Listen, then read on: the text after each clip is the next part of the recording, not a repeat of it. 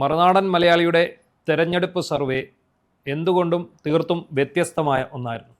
മറുനാടൻ്റെ പ്രവർത്തകർ തന്നെ നേരിട്ട് ജനങ്ങളുടെ ഇടയിലേക്ക് ഇറങ്ങി നമ്മൾ അച്ചടിച്ച ബാലറ്റും അച്ചടിച്ച 2 ചോദ്യാവലികൾ നൽകിയായിരുന്നു തെരഞ്ഞെടുപ്പ് നടത്തിയത്.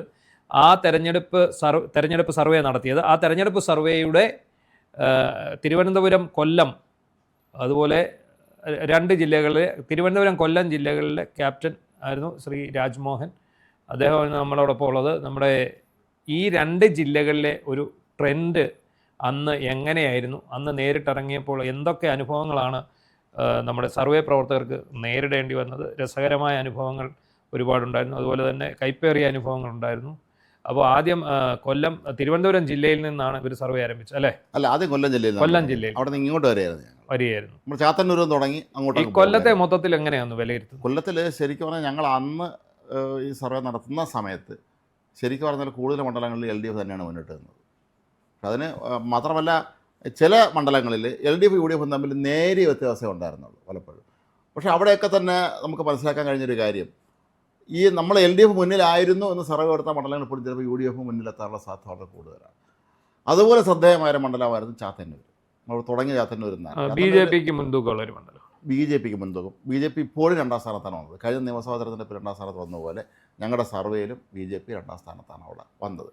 അതുപോലെ കൊല്ലം അസംബ്ലി മണ്ഡലത്തിൽ ബിന്ദു കൃഷ്ണയേക്കാൾ ജയമോഹൻ ഒരല്പം മുന്നിലായിരുന്നുവെങ്കിൽ പോലും അതിന് മാറ്റം വരാനുള്ള സാധ്യത വളരെ കൂടുതലാണ്. കാരണം ഇപ്പോൾ കുറച്ചുകൂടെ ബിന്ദുവിന് അനുകൂലമായൊരു ട്രെൻഡ് അവിടെ വരുന്നുണ്ട് എന്നുള്ളത് പ്രധാനപ്പെട്ട കാര്യമാണ്.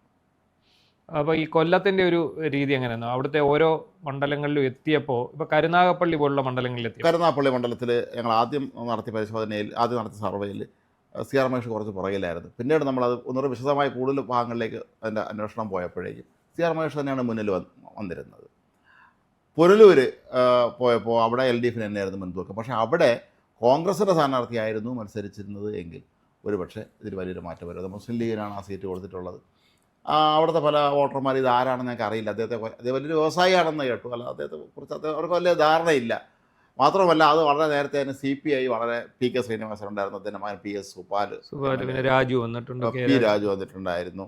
അങ്ങനെ ഒരുപാട് പേര്, K രാജു ആണെന്ന് വന്നിട്ടുണ്ടായിരുന്നു. അങ്ങനെ വനംവകുപ്പ് മന്ത്രിയായിരുന്ന ആളാണ്. അപ്പോൾ അതുകൊണ്ട് തന്നെ അത് ഒരു ഇടതുപക്ഷത്തിന് പ്രാമുഖ്യമുള്ള മണ്ഡലം. പക്ഷേ ഞങ്ങൾ അത്ഭുതപ്പെടുത്തിയത് ഒന്ന് പത്തനാപുരത്താണ്.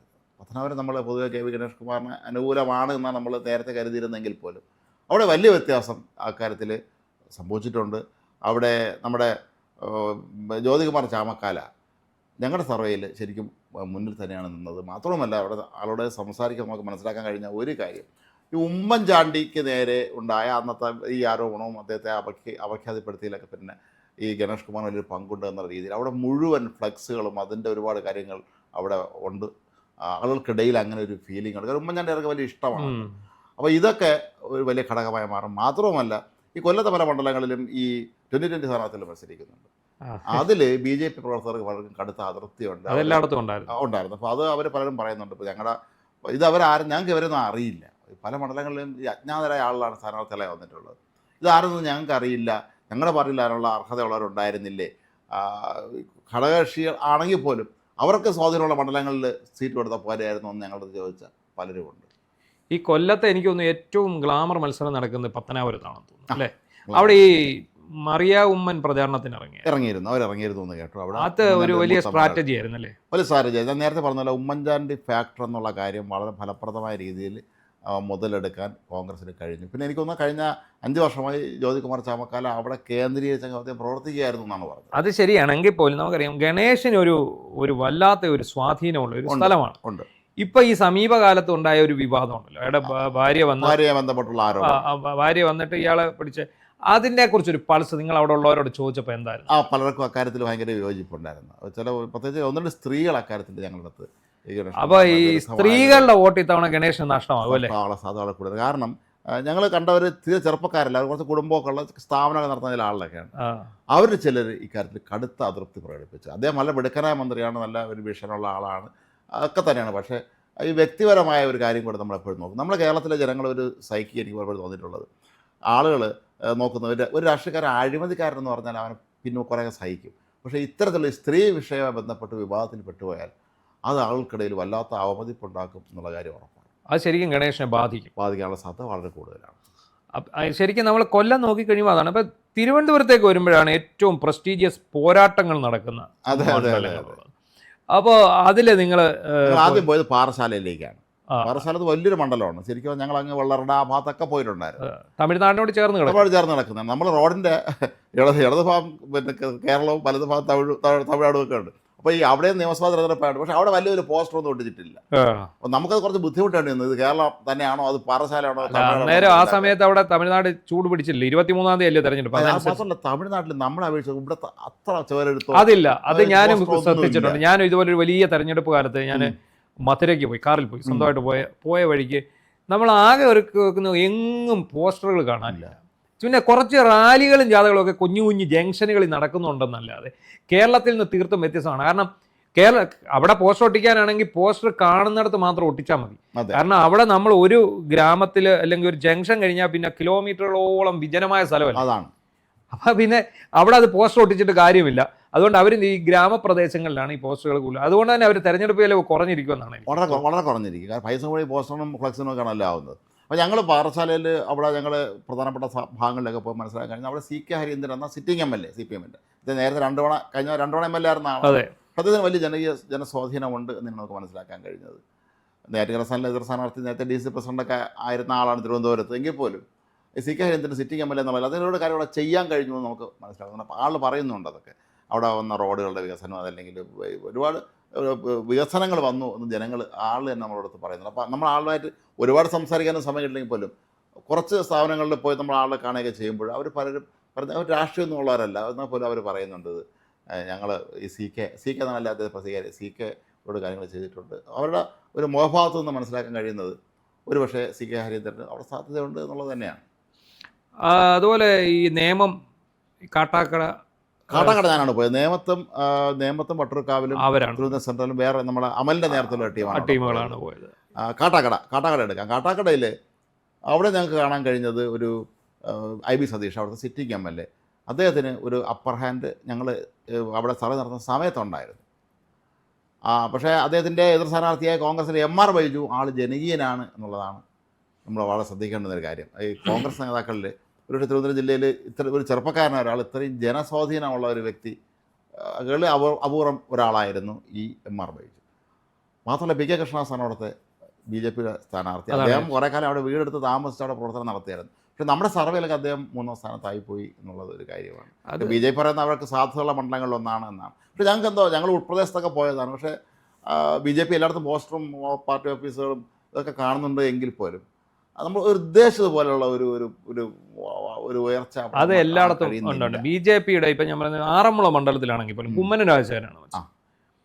അതിന് ഒരു കുമ്മനം രാജശേഖരനെ പോലൊരു നേതാവ് മത്സരിക്കുന്നതിൻ്റെതായിട്ടുള്ള യാതൊരു കുറെ പോസ്റ്റർ ഒട്ടിച്ചുകൊണ്ടായിട്ടുണ്ട്. ഒരു പ്രചരണം പ്രവർത്തകർക്കിടയിൽ ഒരു ആവേശം നമുക്ക് കാണാൻ കഴിയും. ഞങ്ങൾ പോയിടത്തൊക്കെ സംഭവിച്ചത് ഞങ്ങൾ പല സ്ഥലങ്ങളിലൂടെയും കടന്നു പോകുമ്പോൾ അവിടെ CPM പ്രവർത്തകർ കൂട്ടത്തോടുകൂടി അവർ സ്ലിപ്പും അല്ലെങ്കിൽ നോട്ടീസൊക്കെ പോകുന്നത് നമ്മൾ കാണുന്നുണ്ടായിരുന്നു. കോൺഗ്രസ് അല്ലെങ്കിൽ BJPയുടെയോ താരതമ്യം ഇല്ലയെന്ന് പറയുന്നില്ല, പക്ഷെ കുറവായിരുന്നു. ശരിക്കും നമ്മൾ ഇത്രയും പോയല്ലോ, ഇത്ര ഒരു തരംഗം അനുഭവപ്പെട്ടു, ഒരു ഇടതുവിരുദ്ധ തരംഗം അനുഭവപ്പെട്ടു. ഇടതുവിരുദ്ധ തരംഗം അനുഭവപ്പെട്ട ഒന്ന് കുണ്ടറയായിരുന്നു. വിഷ്ണുനാഥ് മത്സരിക്കുന്ന കൊല്ലത്ത് അവിടെ വലിയ തോതിലൊരു തരംഗമുണ്ട്. ഒരുപാട് പേര് പറയുന്നുണ്ട്, ചിലർ പറയുന്നുണ്ട് ഞങ്ങൾ പാർട്ടി കോൺഗ്രസ്സുകാരൊന്നും അല്ലെങ്കിൽ പോലും വിഷ്ണുനാഥിന് ഒരു വോട്ട് എന്നുള്ളത് അവിടെ പറയുന്നുണ്ട്. നമ്മുടെ സർവേയിൽ തന്നെ വലിയ വ്യത്യാസം വിഷ്ണുനാഥിൻ്റെ കാര്യത്തിൽ വരുന്നുണ്ട്. അതൊരു തരംഗമാണ് എന്ന് നമുക്ക് പറയാം. അതുപോലെ തന്നെയാണ് ചവറയിൽ ഷിബു ബേബി ജോൺ ഉണ്ടായിരുന്നു. വലിയ തരംഗമൊന്നും പറയാൻ പറ്റില്ലെങ്കിൽ പോലും നമ്മൾ ആളുകളെ സംസാരിക്കുമ്പോഴും നമ്മൾ ഉൾപ്രദേശത്തൊക്കെ പോയതാണല്ലോ, അപ്പോൾ അവർക്കിടയിൽ ഷിബു ബേബി ജോണിന് ഒരു അനുകൂലമായൊരു നിലപാട് അവിടെ കാണുന്നുണ്ട്. പക്ഷേ നമ്മൾ ഈ ഇലക്ഷൻ തൊട്ടടുത്തല്ല പോയതെന്നുള്ളൊരു പ്രത്യേകതയുണ്ട്. പലപ്പോഴും അവസാന നിമിഷങ്ങളിൽ സംഭവിക്കുന്ന മാറ്റങ്ങൾ വലിയ തോതിലുള്ള പ്രശ്നങ്ങൾക്ക് വഴിയൊരുക്കാം. പക്ഷേ എങ്കിൽ പോലും ഞങ്ങൾക്ക് തോന്നുന്നത് ഷിബു ബേബി ജോൺ അവിടെ കുറച്ച് സേഫ് ആണെന്ന് തോന്നുന്നുണ്ട്. അല്ല, മൊത്തത്തിൽ ഈ രണ്ട് ജില്ലകൾ വിലയിരുത്തുമ്പം UDFന് മേൽക്കൈ ഇല്ലേ? UDFന് തീർത്തും മേൽക്കൈയാണെന്ന് പറയുമ്പോൾ നമ്മുടെ സർവേ അനുസരിച്ചാണെങ്കിൽ LDFനാണ് സത്യത്തിൽ രണ്ട് ജില്ലകളിൽ കുറച്ചൊരു മേൽക്കൈ ഉള്ളത് എണ്ണത്തിൻ്റെ കാര്യത്തിൽ. പക്ഷേ അതൊക്കെ തന്നെ മാറി മറിയാം. ഉദാഹരണത്തിന് നമ്മൾ പറഞ്ഞ പോലെ നേരത്തെ CSI സഭയുടെ പ്രവീൺ അദ്ദേഹം ഇപ്പോൾ കന്യാകുമാരി ജില്ലയിൽ കോൺഗ്രസിൻ്റെ സ്ഥാനാർത്ഥിയായി വരുന്നു എന്നുള്ളത് ഇതിന് ശേഷം നമ്മൾ സർവേക്ക് ശേഷം വന്നത്. പക്ഷേ അത് വലിയ തോതിലുള്ളൊരു സ്വാധീനത്തിന് വഴി. കാരണം തിരുവനന്തപുരം ജില്ലയിൽ നാടാർ സമുദായത്തിന് വലിയ തോതിലുള്ള ഒരു സ്വാധീനമുണ്ട്. അത് എല്ലാ മണ്ഡലങ്ങളിലും സ്വാധീനം ഉണ്ടെന്ന് നമ്മൾ മനസ്സിലാക്കേണ്ട അത്യാവശ്യം. ഇപ്പം നേരത്തെങ്കിലും പാറശാലയും അല്ലെങ്കിൽ കോവളമോ ഒന്നും പോലെ മാത്രമല്ല, നമ്മൾ നേരത്തെ പറഞ്ഞ കൂട്ടത്തിൽ ഒരു ഈസി വാക്കോർന്ന് പറഞ്ഞപ്പോൾ എം വിൻസെൻ്റ് കോവളത്ത്, അദ്ദേഹത്തിന് ഒരു വളരെ നല്ല സ്വാധീനം അവിടെ ഉണ്ട് എന്നുള്ളത് സിറ്റിംഗ് എം എൽ എ ആണല്ലോ. സിറ്റിംഗ് എം എൽ എ ആണ്.